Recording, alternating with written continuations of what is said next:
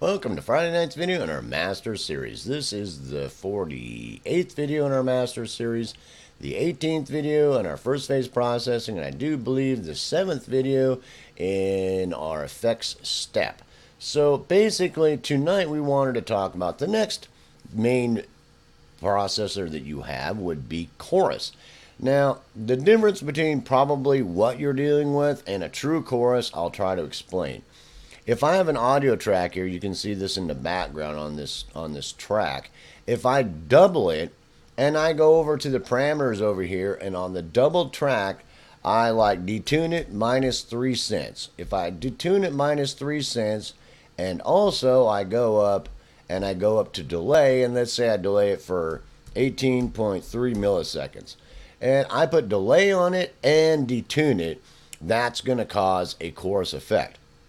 What it's going to do is it's going to delay it a little bit. So it's going to, you have to understand we're not trying to get a phase effect. So sometimes when you're doing choruses effect, that you got to be careful of the spacing, the delay, because at some delays it causes a chorus effect and at some delays it doesn't. So it's like the Haas effect is at a point where it sounds like it's a wide sound or two hits. So if I put delay on a bass drum hit and you hear boom, it'll sound full up to so, if two different tracks up to so far, and then in any more delay it'll sound like two separate hits. So that's called under the Haas, that's the Haas effect. So basically, that's what's going to happen with true chorus. Is one of them? It's like a violin section. You've got two different violins. One of them will be detuned or tuned up, just a minor amount, minus 3 cents, 6 cents, something like that, and not happening exactly the same time. And that might be, 5, 6, 10 milliseconds. I mean, very small amounts of time. And with a bunch of them in there, it's got this choral effect that because none of them are exactly in tune with each other and none of them are exactly in time with each other. So that's a true effect. Most of the time, that a chorus effect doesn't exactly do that. You've got, like on my chorus, I've got this doubler on it, which is basically a true chorus effect as far as the processor is concerned, because what's going to happen is you have the original sound coming in there, and then you have another signal delayed of it, depending on how many voices. So I've tried to show this to you on the spectrogram and the scope, but in MATLAB I could show it to you, but I didn't pull out MATLAB so you could see the very minute difference in time.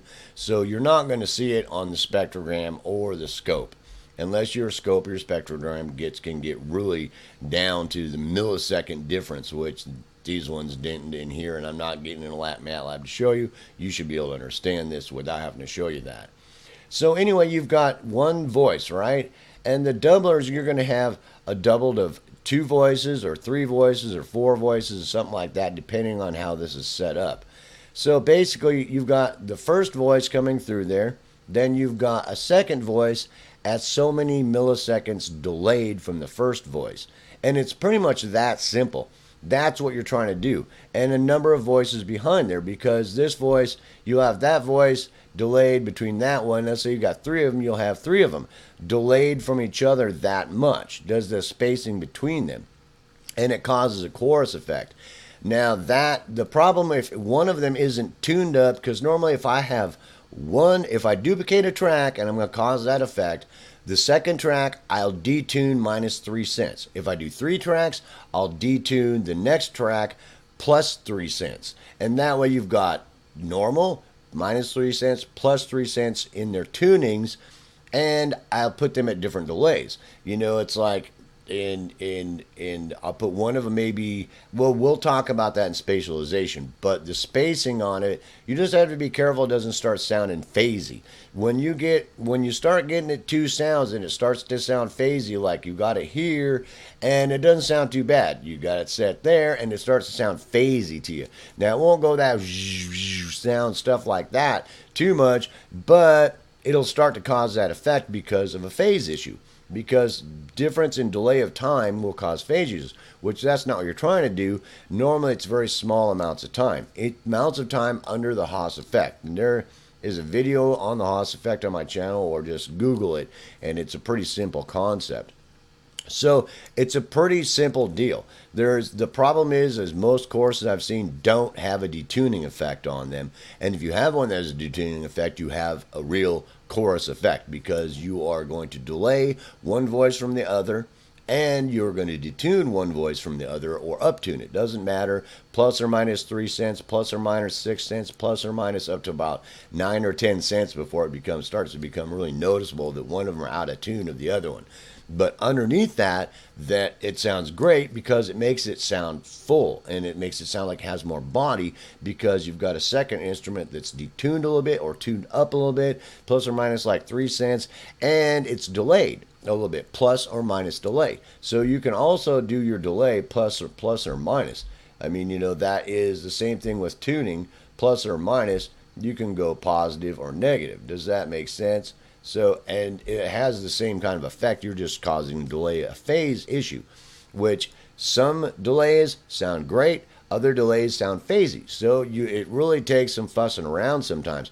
But that's the basic concept of what a chorus is trying to do. If you have one that has detuning capabilities, that's great. And sometimes I have a plug-in from iZotope that I can actually detune one side of the track. Well, I can put delay on it. So, I mean, if you have a stereo track, you can actually split it, make it two different tracks, like this stereo track here. If I split this into two mono tracks and put them on separate tracks, I can give them a true stereo effect. Does that make sense? And I can split it into 3 or 4 tracks to get serious chorus going on. But the actual just plug-in itself, most of the time that's what it's doing. It's creating another voice, a copy of the voice that you are playing on there, and it's doubling it, and then there's delay between the first one and the second one. And it's a pretty simple deal. If you got more than one voice, or it's doubling, or it's causing 2 or 3 or 4 voices, that's more likely going to be the spacing between those. And it's a real simple concept.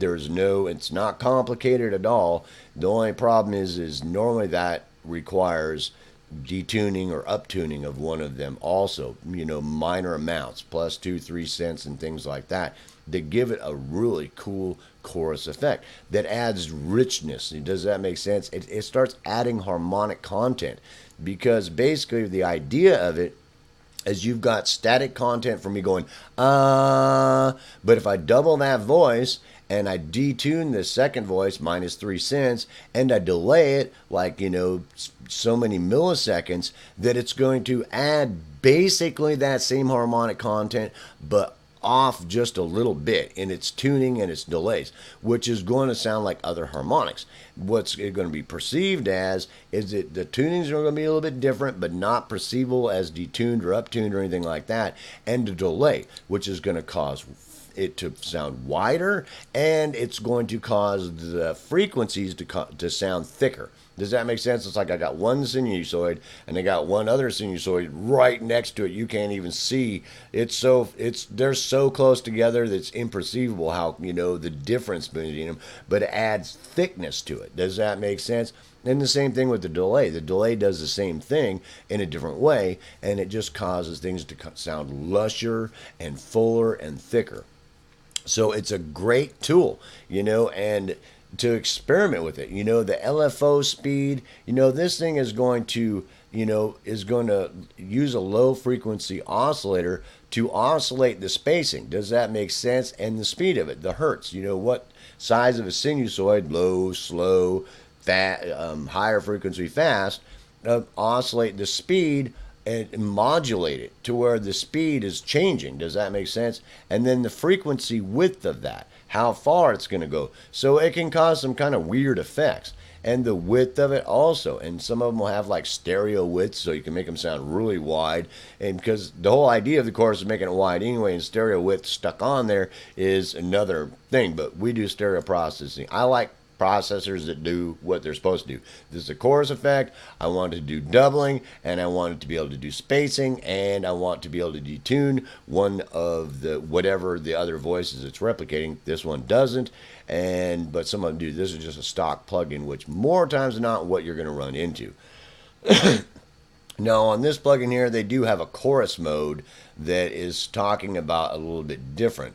It's talking about delay on it, but it's talking about voices. What they're trying to say, that it does it a little bit different, that's more true chorus, which I think they're trying to say it just detuning the next voice a little bit with some type of filter. I've not been able to visualize it, and I have not put this plugin in MATLAB to see exactly if that's true or not, but it sounds a little bit different. But most of the time or not, that's what it's doing. So it's a really simple concept of what it's doing. I suggest that sometimes I'll use this. This is great, just to add a little bit of body to something. If it's got a detuning effect, that it is really a good plugin that you can really fuss with. If you can find some way to delay the other one, it's monumental. If you got a signal splitter that you can split the signal path, and that you can put it on some the other channel, right or left, or creating duplicate signal paths, like I've showed you in previous videos, and you can put this on one of the other ones and put a little bit of delay on it also, or detuning it or uptuning it just a few cents, that it has even a better choral effect, because that's true choral effect. So it's a pretty simple concept that I hope that you mess around with and experiment with, so that you can, start understand the concept and then understand its application. You can use it to get really, really super, prominent effect of it, and you can also modulate it in different ways, so it starts causing some type of almost a phaser effect or a flanger effect or something like that, and you just gotta mess with it and listen to what it's doing there, because it's going to be sweeping around a little bit.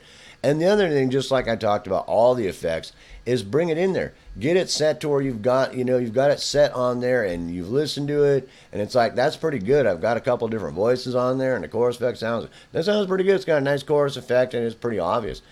Bring it down. Try it. Check it out. Bring it down to where you can't hear it. Bring it in there. Bring it in there. Yeah, I can hear a chorus effect. Back off some.